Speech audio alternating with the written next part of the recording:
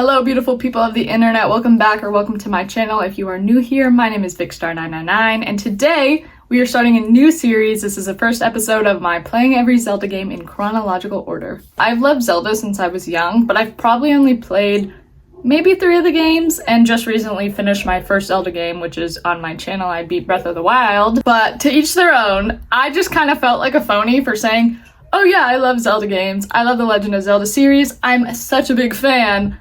And only playing a few of their games, you know? I felt like I was a fake fan. So I decided, hey, why not just play through every game? That's easy enough. It is in fact not easy enough. Comment down below what review you're most excited for and or what Zelda game is your favorite of the series. So for this video, we are starting out with the first game chronologically in the Legend of Zelda series, Skyward Sword. I want to preface by saying I did play this on the Switch, so I played Skyward Sword HD, as well as I did not use motion controls. I used a Pro controller. Let's just get the elephant out of the room. Let's just start with the controls. So, as I mentioned, I played this on a Pro controller on the Switch. I did not use motion controls.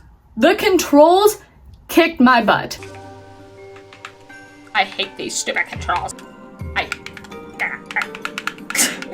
Guys, this is the worst. Maybe if the controls weren't so stupid, this would be easier. This man has a mind of his own. It has to be something wrong with my stupid controller.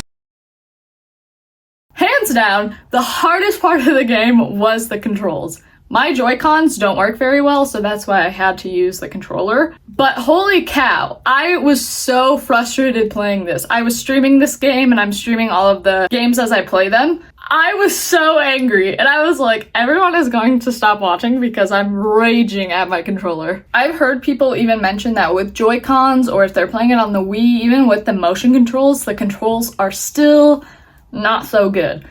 But I can't take that into consideration with my scoring because I personally didn't do that or use those controls. I used a controller like a dweeb. I would probably give the controls, once again, with a controller, with a Pro controller, I would probably give them a 4 out of 10. It was rough, but like I played the entire game this way, so eventually I started understanding them a little better and getting better at them. But there would be times where I was like, oh my god, I've been playing this game for 20 hours. This button is what does this. Why isn't it working? So I would have to give the controls a 4 out of 10. I wasn't into it. On to the next section we're covering, which is the storyline, the lore. How was this in terms of Zelda lore and Zelda's storyline? How did it tie in? That. I loved the storyline and the lore behind it, because this is the first game of the chronological series, right?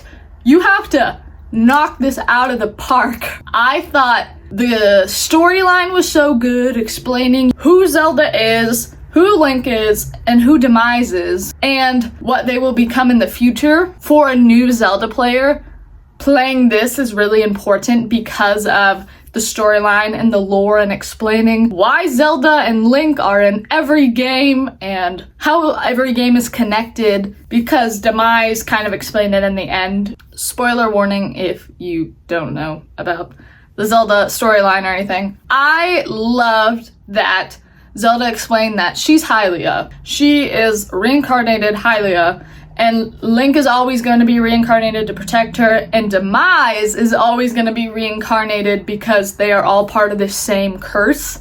Like, I think that is so important for any new Zelda fan who doesn't quite understand what's going on. I like Zelda in this game because she was kind of sassy, and I was kind of like, I like that. I like you. I definitely have, you know, guides and Link's helpers that I like more than Fi, but they were fun. They were okay. One more thing for the storyline and lore, the ending. I won't spoil it, but I almost cried. I thought it was so good. I'm trying to like talk about this other part without giving spoilers. The choice that Zelda had to make to save everyone, that made me so sad. So I'm gonna ask you a favor, sleepyhead. Oh my lord, ever since we were kids, I'd always be the one to wake you up when you slept in. But this time when all of this is over, oh, this is so sad. I don't want to cry at 8 in the morning. But then at the very end, when we're living happily ever after and all that, who we find out that someone else is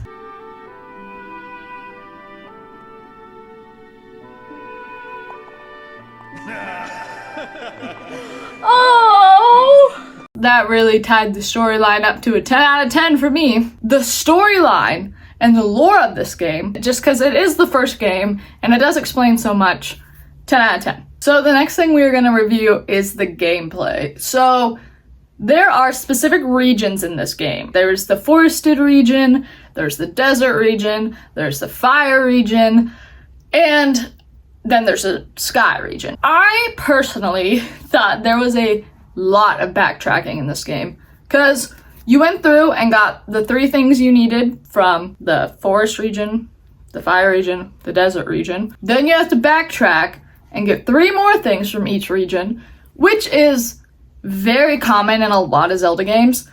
So take that with a grain of salt. I just personally was like, I don't want to go back, just being a complainer. I don't even know if backtracking is the right word, but just going back to the same region. And there were different sections of each region you could explore more in depth, to do side quests, or to complete the game to 100% completion if you so chose. I also liked the aspect of the goddess cubes. I thought that was kind of a fun new thing in the game that I thought were, unique to the game, and I enjoyed that. The boss battles as well were relatively easy. As somebody who grew up with a big brother who would fight the bosses for me, and I didn't really fight bosses in games until I was older, they were really easy. I didn't have any problem with them. I didn't die the entire game due to a boss battle. Shit!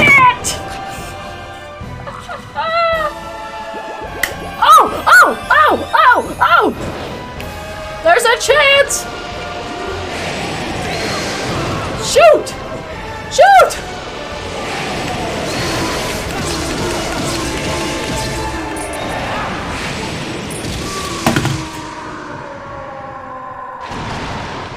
Probably the hardest part about the gameplay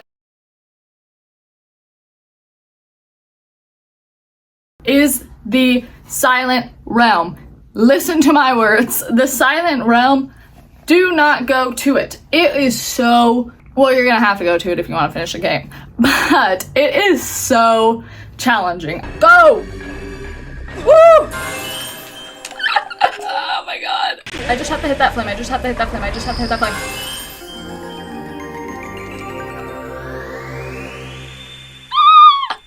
I did all of them but the first one, first try. They were so stress-inducing.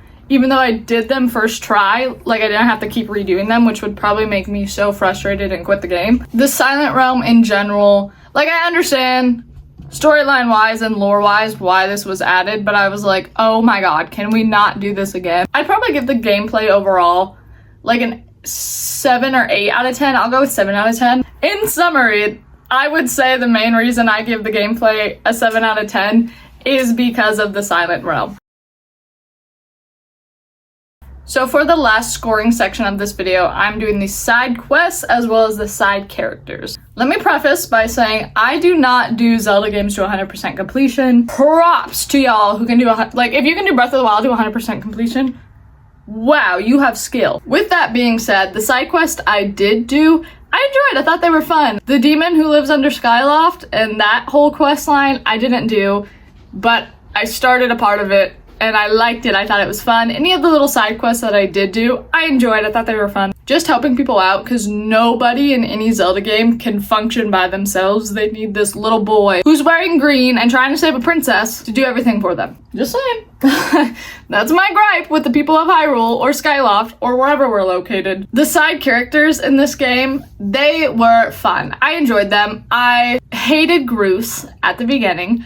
Hated him. I wanted to throw him off a Skyloft and hope that his loft wing didn't show up. At the end, I enjoyed Groose, and everyone in chat while I was streaming it was like, you're gonna like him. Be nice to him. I ended up liking this man. All the side characters, they were fun. I would give the side quests as well as the side characters 8 out of 10. So in conclusion, with a 4 out of 10 in the controls, once again, for a controller user on the Switch, 4 out of 10 in the controls, with a 10 out of 10 in the storyline / lore, with a 7 out of 10 in the gameplay itself, and with an 8 out of 10 in the side quests and or side characters. We are looking at a 29 out of 40 in total for this game. So a 29 out of 40 is a 72.5%. That's kind of a C- if you're on the American grading scale. I really wish that the lore and the storyline could have carried this rating more, but a 10 out of 10 is as high as I could go. The controls really bombed it. Everything else, like the gameplay itself, it was like a C rating. It was just fine. It was okay. I know some people really liked it and other people hate it. Like there's no in between on the gameplay rating, except for me. I'm the it was okay. I just could not recommend any other Zelda game for a first-time Zelda player more than Skyward Sword. The controls, maybe I could recommend a different game, but just because of the storyline and the lore, I think this game is so amazing just due to that. Like, the storyline and the lore make everything else that is wrong with the game just disappear. Who cares about it? Overall, I had a lot of fun playing this game, and if you guys want to come check out the actual gameplay and me playing through these games, my Twitch is linked in the description down below. I really hope you guys enjoyed this. If you guys did, please give it a thumbs up, subscribe down below. I'll see you guys all later. Bye everyone!